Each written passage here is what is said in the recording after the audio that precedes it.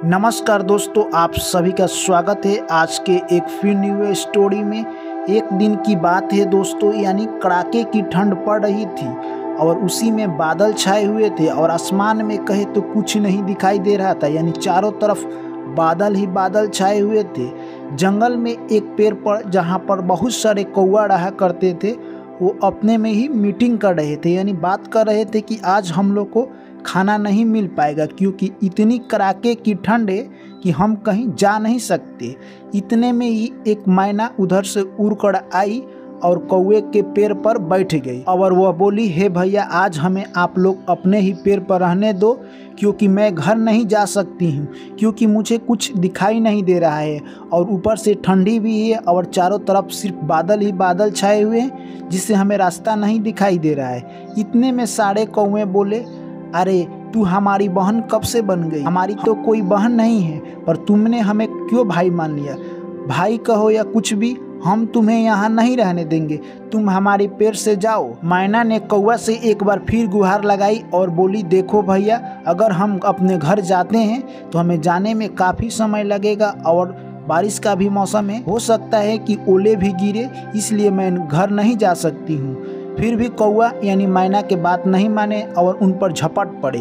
इतने में ही मैना देखी कि अब ये कौवा नहीं मानेंगे, हमें मार डालेंगे। वहाँ से वो मैना उड़कर एक आम के वृक्ष पर जाकर बैठ गई। कुछ देर के बाद बारिश चालू हो गई और ओले भी गिरना चालू हो गया। उतने देर में ही और तेज आंधी आ गई और कुछ कौवा उड़ने लगे इधर से उधर। उनके देह पर कुछ ओले गिरे जिनसे कुछ कौवे घायल हो गए, कुछ कौवों की मृत्यु हो गई। और इतने ही देर में उधर आम के पेड़ पर जिस पर मैना बैठी थी उससे एक डाढ़ी टूटा और नीचे गिर गया जिससे एक सेब आकार का बन गया। उसी में जाकर मैना छिप गई और रात भर बारिश होती रही। जैसे ही सुबह हुआ, मैना उस डाढ़ के नीचे से निकली और पाँख फड़फड़ाकर उड़ने लगी। यह सब देखकर सारे कौवे हैरान थे कि अरे मैना बहन, तुम कहाँ थी कि तुम्हें चोट नहीं लगा है? हम सभी को तो चोट लग चुका है। इतने में मैना कही कि मैंने आप लोग से शाम को ही कहा था कि भगवान की महिमा क्या जाने, ओला भी गिर सकता है, पर आप लोग हमें अपने घर में रहने नहीं दिया और भगा दिया।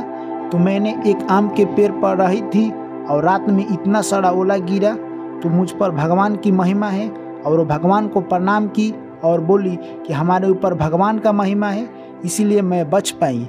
तो दोस्तों, इस कहानी से हमें क्या सीख मिलती है कि जब भी कष्ट में इंसान हो या पक्षी, उसके ऊपर भगवान का नज़र जरूर रहता है। इसलिए अगर कोई भी आपसे कष्ट में मदद मांग रहा है तो आपको जितना हो सके उतना ही उसका मदद कर देना चाहिए।